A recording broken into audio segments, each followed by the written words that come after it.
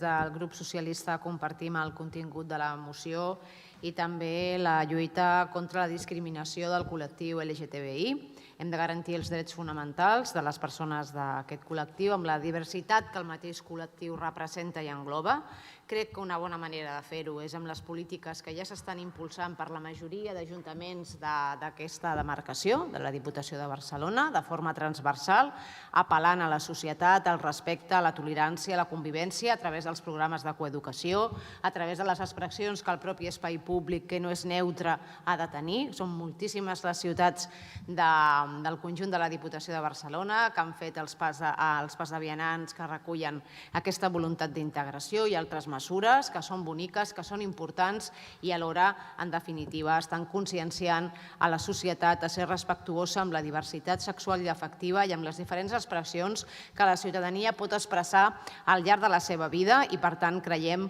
que és del tot necessari treballar-ho des dels diferents àmbits, de forma transversal, amb una